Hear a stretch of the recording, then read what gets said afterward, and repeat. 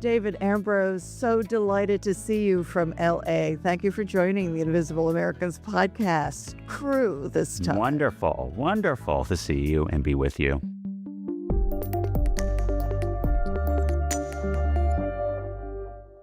Today we're talking about poverty, democracy, race, and the unfinished promises America keeps making to itself.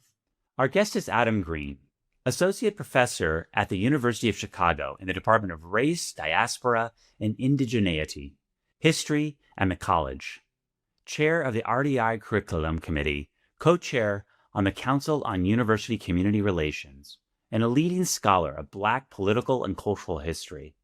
He also wrote the introduction to Sargent Shriver's We Called It a War, Lessons Learned from the Fight to End Poverty. Thank you so much, Professor, for joining us today. I want you to know that Sargent Shriver formed so much of my youth. My very first job was at an anti-poverty program in my neighborhood. And then I signed up for the Peace Corps. I mean, so much defining of the 60s. So we want to thank you for bringing his memoir to life and for giving it a truly wonderful introduction. Thank you. And it was a team that brought this together. So I am part of that team, but certainly all of the people at the Sargent Shriver Peace Institute, the sons and daughter of Sargent Shriver and Eunice Shriver, who was also an important, I think, person in this story. And then a number of people that were close associates of Sargent Shriver over the course of his life, all really labored to bring this book into the world. And I think there was a sense that there needed to be more of a conversation around someone who, as you just mentioned, Carol, was such an important architect of of a kind of structure in the country to imagine really working on identifying problems, seeking to improve them, and really imagining a United States as a nation that could really claim effectively to take care of all of its people and to engage all of its people in building a shared future. And I'm sure we'll get into conversations about the ways in which that's become, unfortunately, I think, a point of controversy in our country, more than just over the past few years. But certainly that was a really inspiring vision, and many, many people who were also inspired by this, worked very hard to get this book out in the world. And is it true that you found, that someone found or remembered that he had written this very detailed and extensive, it's not just a quick, oh, this is my life. It's very detailed, that they found it in the archives at the Institute? They found it actually at his law firm. And I think that the storage area, if I'm remembering the foreword that Lucy DeRosa wrote, sort of discussing this, this was a storage area in New York, in downtown Manhattan. I believe it was impacted by Hurricane Sandy. So in some cases, the boxes were compromised, and it's probably fortunate that they survived and the manuscript was able to be brought up. But I think it brings up a larger point, which is that Shriver composed this memoir as a series of interviews based on his experience very shortly after he left the directorship of the Organization of Economic Opportunity, which was the administrative arm in the federal government running the war on poverty. He had this, down on paper with the cooperation of his press secretary from OEO, Herb Kramer, I believe by late 1968 or early 1969. So the decisions that were taken by Sargent Shriver not to publish the manuscript, I think on the one hand, they reflect the sense that he was a political creature as well as an ethical creature and, a sort of agent of service.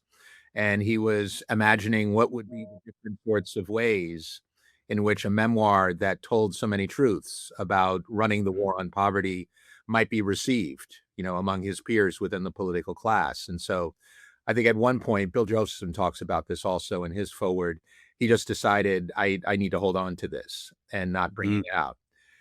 And then I think there's a longer question, which certainly was of concern to me, about why he continued not to publish the memoir after, for all intents and purposes, his interest in moving towards higher elected office had ended. Mm. And I think some of that has to do with the ways in which large portions of the country worked upon saying that there are many things to praise Sargent Shriver about, but running the war on poverty for some people Was was not one of them. And was not one of them. that was a disincentive towards bringing it out while he was living. And, in a certain sense, I think that we're having this conversation today, and hopefully others will have other sorts of conversations reflecting on the importance of that effort, is an attempt to kind of say, well, there's a different constituency of people who are actually eager to learn from what was attempted during the war on poverty, what kinds of problems and challenges emerged, but most of all, also what was accomplished. You've dove in, and I'm curious, in reading about all the work you've done, you've spent a career studying race, democracy, social movements in America, including the one we're talking about. When you look at poverty in the United States, especially concentrated poverty, are you seeing it primarily as an economic failure, a political failure, or is there even something deeper in our collective American story? I think that's a great question, and my answer is yes to all of them. I think that clearly there are economic dimensions to this. This is about matching people who, in many cases, want to be able to support themselves and their families. In many cases, particularly, I think today, are actually working in excess of 40 hours in relation to trying to stay above water. But, as scholars, in particular, Matthew Desmond, who's an important voice in relation to thinking about questions of poverty and their relation to access to housing, has pointed out, an income of $55,000 in many parts of the United States is not enough to be able to keep you under a roof securely over a period of months and years. It's not enough to make sure that your children are clothed. It's certainly not enough to be able to meet the costs of healthcare. So not only for yourself and your children, but if you're a caretaker in relation to elderly family members, you're going to be faced with seeing that money sort of taken away quite quickly. And then there are a whole set of other costs that have to do with whether or not you're experiencing an interface with the justice system, whether you're paying traffic tickets or fines and fees related to parking, whether you're sort of dealing with late penalties in relation to utility bills, and so on and so on. So all of that, I think, speaks to the ways in which both cost and a stagnation in relation to the money that even those who are working have access to in the country. That outlines the economic dimensions. But I also think that there is a larger social dimension. And I think the way that I would characterize this, which to my mind, really underscores something that was extraordinary and incredibly valuable about Sargent Shriver's vision. Like your work on this podcast, Sargent Shriver was interested in making people in the United States who many people understood to be invisible, the poor, more visible, more able to be kind of brought into calculuses about intelligent and sustainable public policy, more deserving of being acknowledged as people who should be actively enfranchised in relation to both their participation in different sorts of community agencies, whether it's Head Start, whether it's Job Corps, whether it's Vista and volunteer services, whether it's legal services, in order to be able to diagnose the ways in which the law is not adequate to protect the rights of all people within society. I think that Shriver was a very consistent advocate for empowering people to be able to claim a more important, more prominent, and more influential space within society. And that without doing that, you would have charity, but you wouldn't have a remedy for the problems of poverty because of the ways in which people were marginalized from society. And I think particularly speaking to those qualities then points out that this is also simultaneously a political problem. And it's not just a political problem in the sense that poor people historically in this nation and particularly over the last 50, 60 years, have been disenfranchised and not really allowed to participate and ensure that their concerns and their priorities are factored in to the ways in which we design an agenda for running the country. Yeah, yeah, Adam, you mentioned, and forgive me for No, no, interrupting. it's fine. I want to get back to that, but you mentioned Head Start and Vista, the Job Corps, et cetera. For those who may not know those or know it by those names, when the war was was active, was so touched to see that Darren Walker credited Head Start for giving him his head start in life, and Right. he became president of the Ford Foundation, very a truly successful man in America. Talk to us about some of the programs Sure. and what Sergeant Shriver was attempting to do, and also I think important for us to discuss is how far along we got as a country in his efforts. Yeah. I think Head Start's a great place to begin because it's reminding us that the problem that we call early childhood education was the motivation for Head Start in the mid 1960s when Shriver, together with a number of specialists, some of them, pediatricians, some of them early child psychologists and psychiatrists, some of them people who were working in relation to advocacy groups in a range of different cities, Nashville, New York, Baltimore. I think that those were three of the places where, many of the people who were initially involved with the design came from. And they all pointed to the fact that poverty in many cases needed to be understood as something that impacted families as much as it impacted isolated individuals, and that one of the best ways to try to, in a sense, intervene on poverty was to try to lift up the conditions of families. And one of the best ways to do that was to try to find ways to enrich children, support children, protect children at a very early age, and make sure that they were receiving every opportunity to be able, in one sense, to achieve and compete within the educational system. But I think I'd want to maybe get away from grit and maybe get away from thinking about how to identify the winners within a system and think more about the ways in which Shriver was saying that when everybody is raised up through a program of intensive support, that makes it possible for everyone to increase their capacity and everyone to realize a greater ambition within society about what collectively we could do. So Head Start, I think, was significant for those reasons. But Head Start was also significant because it was one of the first efforts to say, in essence, that you need a wraparound, you need a wraparound suite of services in order to be able to meet people's needs when they're dealing with significant deficits in relation to wealth, income, public resource, and personal conditions of security. You need healthcare in terms of diagnosing various sorts of early chronic conditions or diseases that might be holding children back, factors that compromise their eyesight, factors that compromise their capacity to remain awake while they're in class, factors that have to do with nutrition.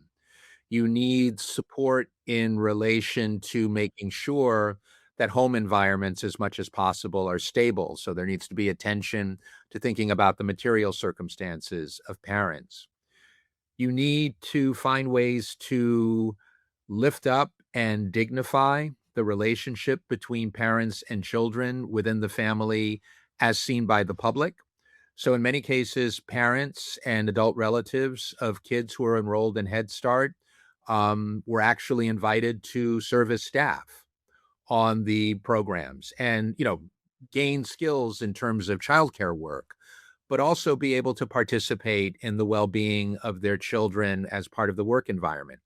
And then finally, you needed teachers who were dedicated and people who were thinking about early social skills, early intellectual or academic or emotional well-being skills to be able to kind of encourage children to develop appropriately before actually entering to the school system. So this is a long description of Head Start, but one of the things that it points out is that when you take a child and try to improve their condition, you're thinking about diagnosing all of the touch points along the way within society that either help that child realize their capacity or hold that child back. And I think there were similar sorts of ways of understanding that legal services, when you bring a client who is poor into contact with a legal advocate, you're thinking about how to diagnose all these different dimensions of the way in which their lives are constituted through the case that's brought before them. When you're thinking about Job Corps, you're thinking about the soft skills of socialization, conflict resolution, ways in which people think about being able to routinize certain sorts of better habits in terms of being able to maintain eligibility for work and employment, in addition to just getting a job done at the site. And I think that this consciousness that every time you started a program, Shriver was advocating that we can do a better job of analyzing the society that we're living within. And what are the ways in which that society either has resources that we need to employ in favor of enriching and equalizing where poor people are within the society, but we can also identify the obstacles. And the obstacles sometimes that we don't even know that we're putting in place in relations to people's progress with their lives. It was very, very far thinking in that way. And precisely because it required a tremendous investment on the part of people that wanted to support these programs, I think that's one of the reasons why so quickly they grew to be attacked and grew to be discredited, because people didn't want to have a politics Right. that was committed to making that sort of investment in transforming and optimizing our society. I feel like I came into consciousness at the tail end of the last gasp of the war on poverty. You know, the programs whittled away to their skeletal as a child growing up in New York City. Even the phrase, to me, the war on poverty, sounds ambitious in today's context, almost for me unimaginable that we would declare and execute. And so I'm wondering, in your view, what did that era understand about public responsibility that perhaps we seem to have lost? I want to be careful in answering that question because I think that something that we're all learning is that the seeds of crises that we deal with today throw back long roots in relation to earlier times. And so I think that the short answer about what was different was that there were people in positions of authority and people in a position to think about how to allocate resources. A number of people within Congress, certainly Sargent Shriver as a kind of driver of this work, certainly a range of people who came from everything from union leadership to senior positions within the Peace Corps, to academia, to, as I was talking before about Head Start, child services, and said, let's actually come together and design a suite of public programs and public policies that together would form one of the most ambitious domestic initiatives that, people can identify over the past 2 generations or 3 generations. And you're right, David, that our vision is quite low. Shriver used to use a phrase that bringing our rhetoric down to match our unwillingness to exert our will is not a substitute for the ways in which we should raise our ambitions in order to meet the enormity of the problems that we face. He was always someone who wanted to grow into a challenge. And in the same sort of way that I wouldn't want to say that the problems of today only started in today and don't have roots in the past, including the time when Shriver was working, I also don't want to say that there aren't people, there are many, who are trying to find ways to scale our collective ambition as a society up to meet the problems that we face rather than sort of tamp them down in order that we don't need to challenge our worry that we don't have the will to execute something or the ability to execute something. Yeah, the subtitle of the book is Lessons Learned.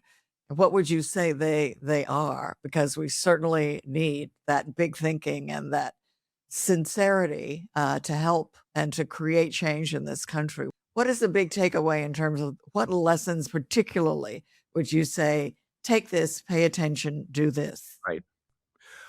The first, which goes, I think, to many of the initial efforts coming out of the war on poverty legislation and the different strategies that were designed in the programs, is that we have to understand these problems rather than demagoguing them.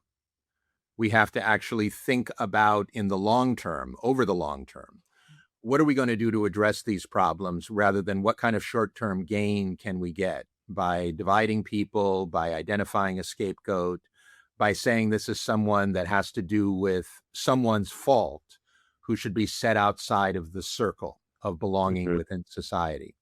In so many different ways, we've forgotten that lesson in the society we live in today.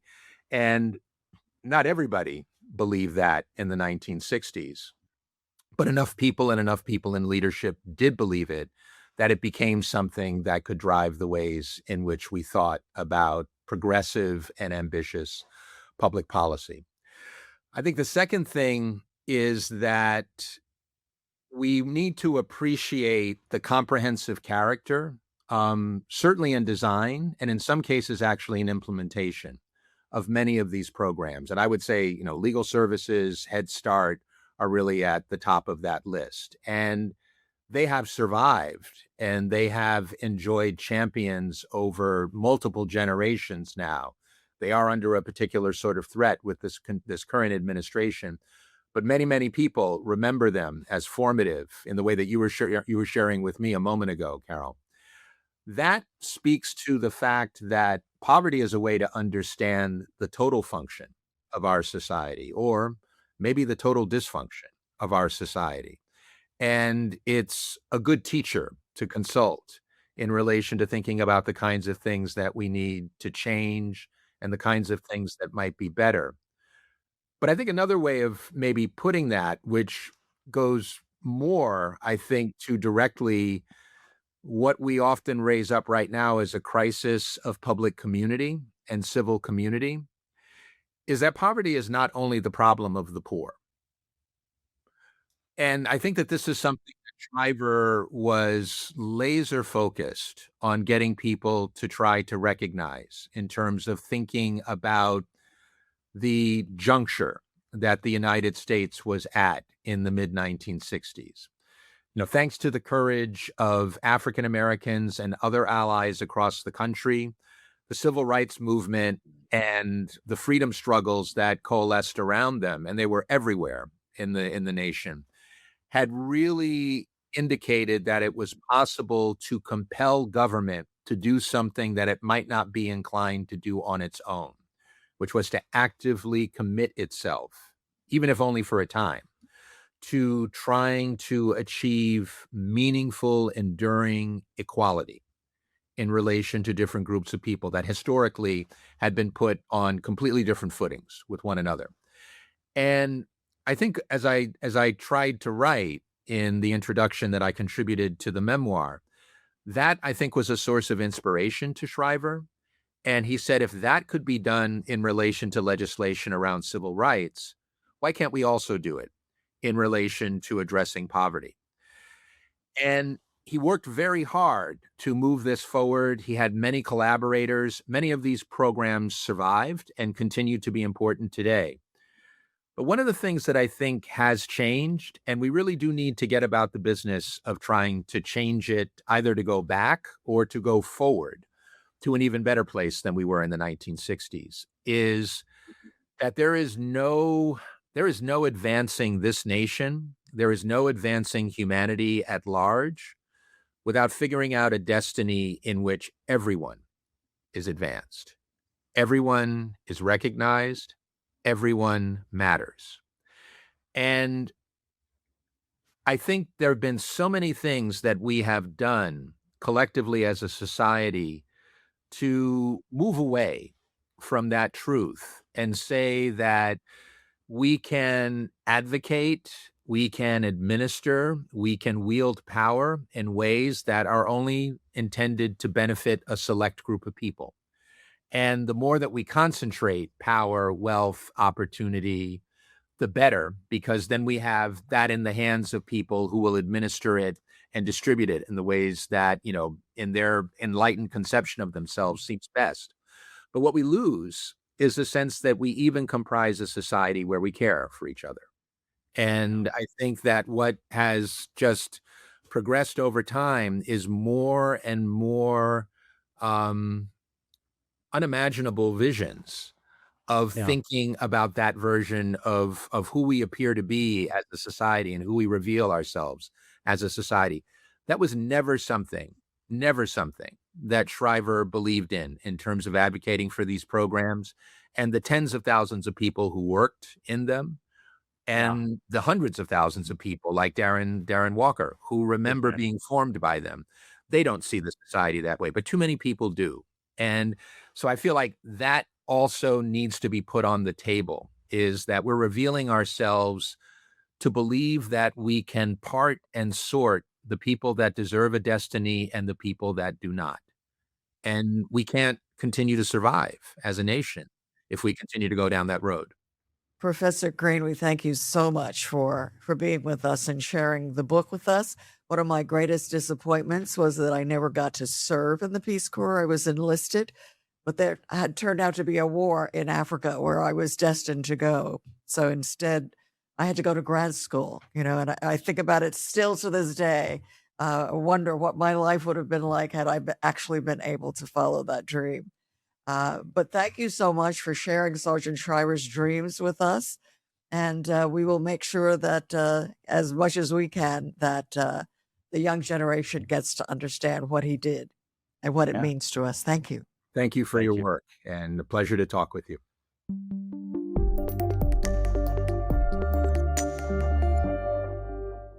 Today, we're exploring a commitment New York State has made that could change the lives of hundreds of thousands of children, cutting child poverty in half by the year 2031. Our guest today is Kate Breslin, President and CEO of the Schuyler Center for Analysis and Advocacy, a 150-year-old organization in New York that has been holding government accountable on behalf of children and families experiencing poverty. Kate Breslin, thank you so much for being with us today. You've been such a good friend of the podcast all these many years. We think as we record this that we are approaching something, as David would say, the concept of a budget, an agreement here in New York State with Governor Hochul. What can you tell us? Yeah, so I will say that New York's budget year started April 1st, 2026. So once the budget goes past April 1st, 2026, it's a late budget. And this is actually the latest budget we've had in quite a while. It's not the latest budget ever. We're in the first half of May right now. The governor announced last week that there was the beginning of a plan.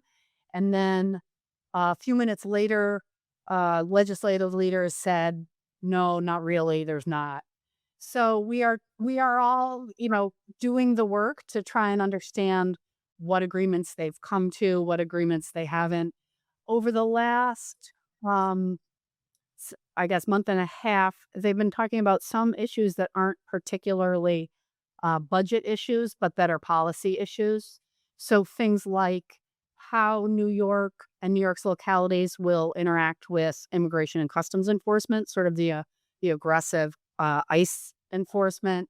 The governor had a proposal on the table to reduce car insurance rates. So there have been some non-budget issues that have sort of seeped into budget conversations. And in some ways, a lot of the other conversation has just stopped. Right. So, but Kate, we want, since we know that you've been keeping an eye on what's in the New York State budget for our kids, tell us what you are looking at and what you hope will come through. One of the big ones that we are really invested in and working on is related to childcare. And here in New York, if you live in New York, you've been hearing that our governor and the new mayor of New York City are really together invested in getting to universal childcare. So we're thrilled about that. This governor has invested more state dollars in childcare than anyone else over the last several years. So expanding eligibility for childcare assistance, which means increasing the income levels that allow people to get childcare assistance. And both the governor and mayor are hoping to get to the point over the next several years where we have childcare that's universally available, just like public school. And one of the important things that we're keeping an eye on is the workforce. So one of the things that will keep us from getting to universal care is that we don't have enough people providing the care. And the biggest reason is because childcare providers are among the lowest paid people in the entire state. They're among the very lowest paid people in the state. And so we have lost, during the pandemic, we lost childcare providers. We continue to lose capacity.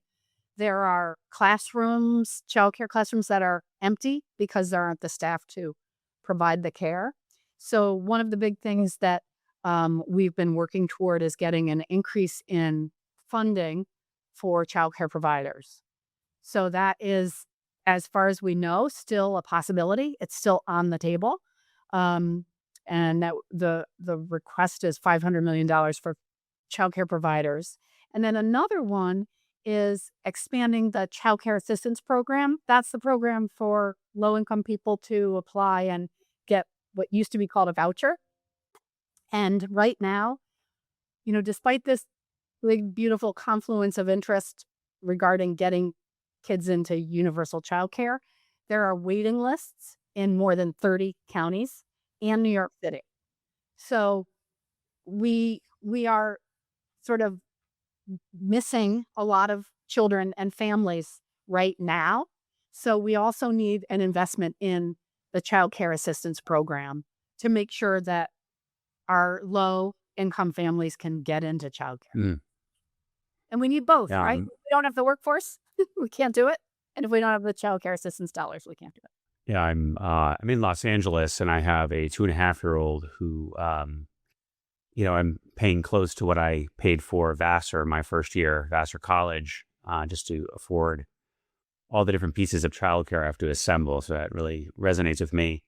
We hear you. We hear you. It's true for so many people. It's the largest. Yeah, Yeah. the largest cost, and which is incredible to think about, especially as I kind of lack the immediate family which sometimes surrounds you to help that out. Just jumping back, can you tell us a little bit about the center you lead? I was looking at it. I didn't realize at first it was founded in 1872, and I was thinking about America in 1872, and I started writing down things that I knew. Women couldn't vote was the one that rose to the top. It was a different world. It was just a decade after the Civil War. What does it mean to you for leading an institution with that kind of legacy? And how does that history shape what you're doing today? I'm so glad you asked that question. Monday, May 11th, was the 154th anniversary of our founding. And so we're 155 years old, and we were founded by a woman, Louisa Lee Schuyler, the great-granddaughter of Alexander Hamilton and General Philip Schuyler. And we've heard of them. We've heard of them. Right, exactly. Most of us have heard of them. And I like to reflect on why did she do this? Why did this happen 154 years ago? And especially, this woman, she had helped sort of get involved in and help lead what became the American Red Cross during the Civil War, providing assistance to people who were involved in the war. And after that, she, and together with her sister, visited poorhouses in New York State. So that was an era where we institutionalized poor people.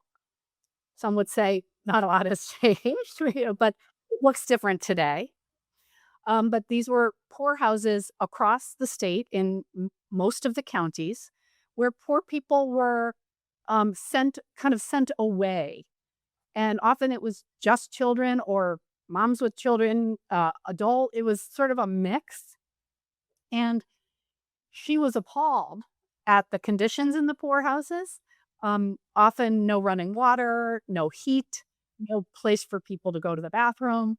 And so she created visiting committees of sort of her like-minded, somewhat well-to-do people, created visiting committees around the state to document the conditions in these poorhouses. And then they marched themselves to Albany and said, here are the facts. This has to change. Mm-hmm.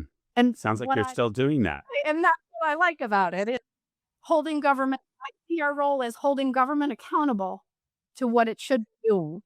And here you are, Kate, lo these many years later, still doing that same work. Even the idea of a poorhouse, I mean, that conjures up present day images, for all of us who look at the unhoused and, the sheltered, in New York City, for instance. Yes.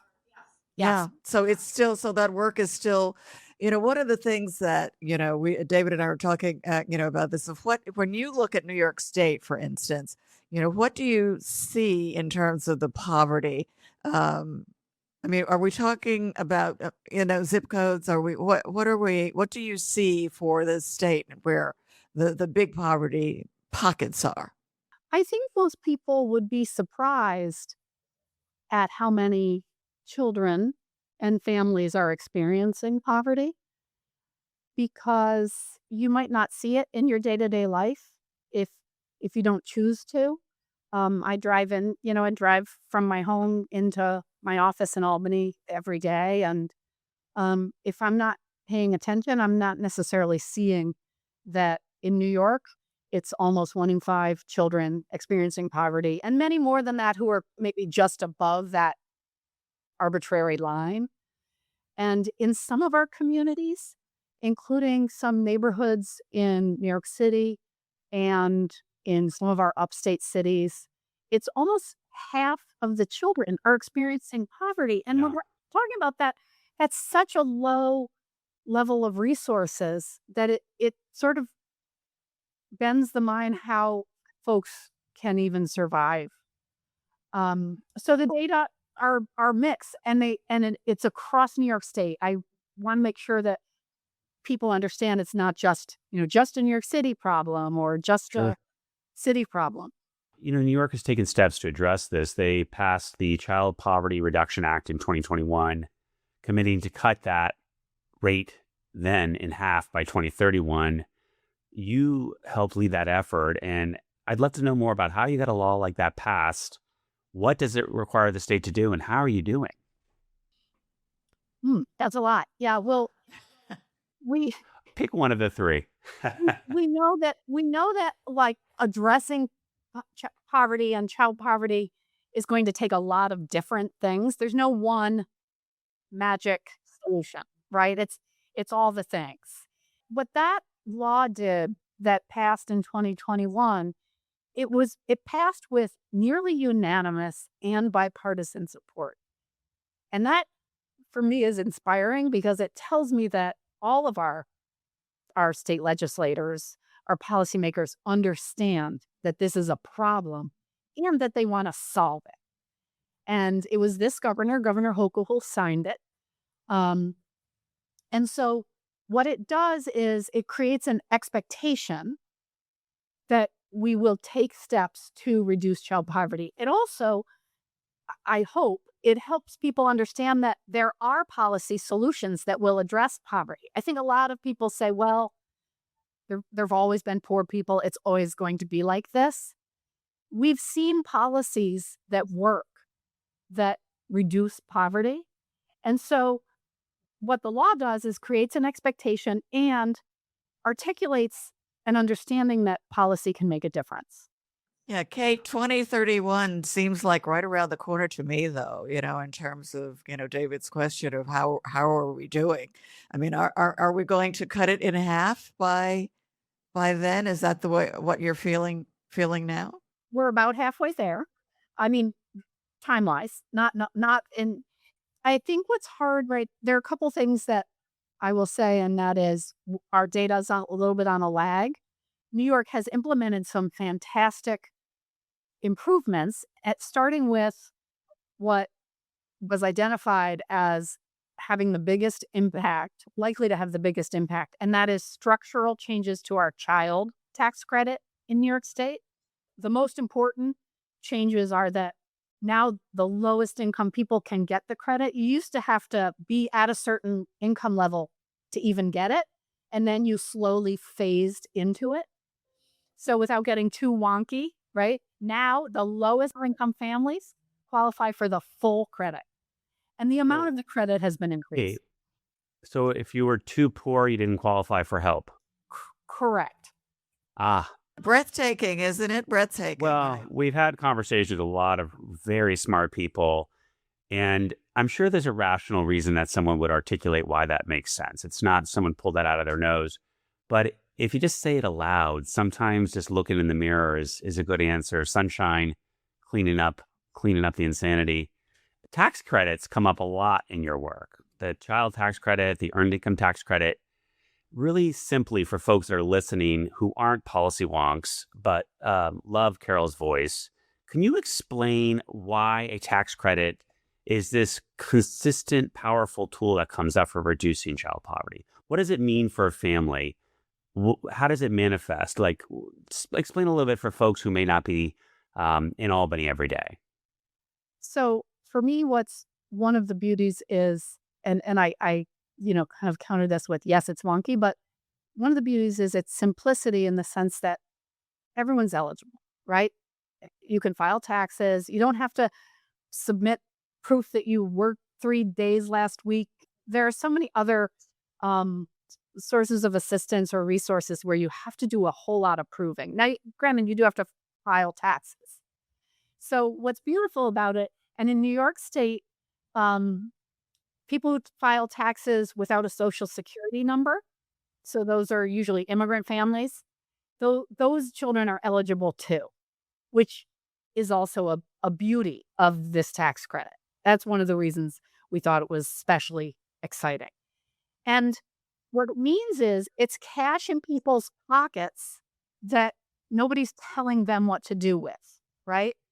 So for children under 4, the amount got increased from $333 to $1,000. Which is significant. That's great. And it's available to families from low income to middle income. So if I could translate, Kate, tell me if I get this right. If you have a child, you get a check. Yeah, You file your taxes. you get you get a check. And even if, so refundability in tax terminology means that even if you're low income enough that you don't owe taxes, so your income, you might be working at a really low wage job and you don't owe taxes, this credit is refundable, meaning yes, you get a check. That's like your tax part of your tax refund. Yeah, Kate, you and I were very much fond, though, of the child tax credit that actually sent a check on a monthly basis that would actually Yeah. be able to help people, as the year went along. So I think that's the goal somewhere, federal, state, everywhere, that, that there would actually be money coming in over the course of a year, as opposed to after you file your taxes, sometime in your refund, you may get a check of a certain amount of money.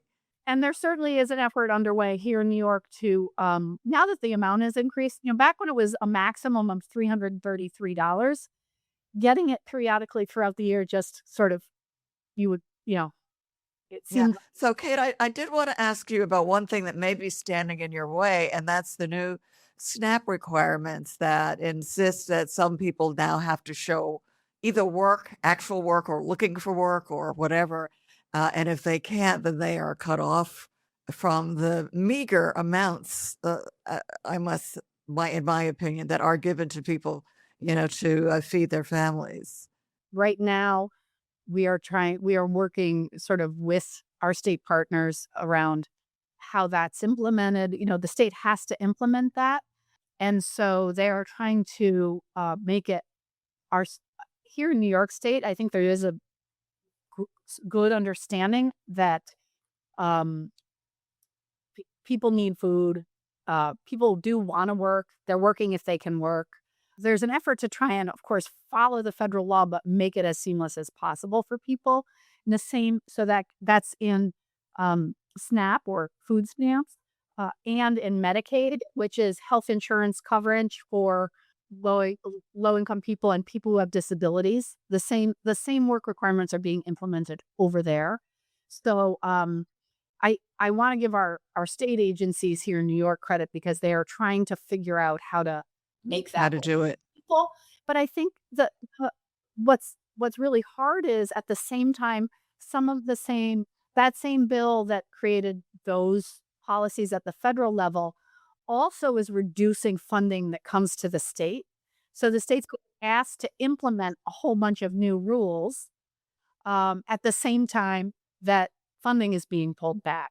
So we're very much looking to New York. New York is a relatively wealthy state. We are eagerly, pushing our leaders here to figure out how do we protect New Yorkers from some of the harms that these federal laws have caused. Kate, we have to have you back on. What about every podcast? You could come on and give us, an update. How are we doing? That's fast. Right. Where's the budget? Kate will be our third co-host, to tell us how we're moving this along. Interesting. Sargent Shriver, who created the war, or what they call the war on poverty, has a new book out, in terms of what they attempted to do in the 1960s. And apparently it has not come to full fruition. But so many programs were actually installed. What do you see as the future of this war against child poverty that we're all in? 60 years from now, will we still be, looking at what happened and didn't happen? And we expect you to be there. I think we are working hard to make sure that that regular people and our policy leaders understand that there are things they can do. And what I'd like to see them do is each time they do a budget, a budget proposal at any level, including some sort of an analysis of what impact will this budget have on people at the lowest income levels in our community, whether that community is, Albany, New York, where I'm sitting, or New York State, or the nation. Kate Breslin, thank you so much for being with us. We will see you again plenty of times. Keep good luck with that budget. Keep us posted. Keep fighting. All right. Thank you so much. Bye-bye now.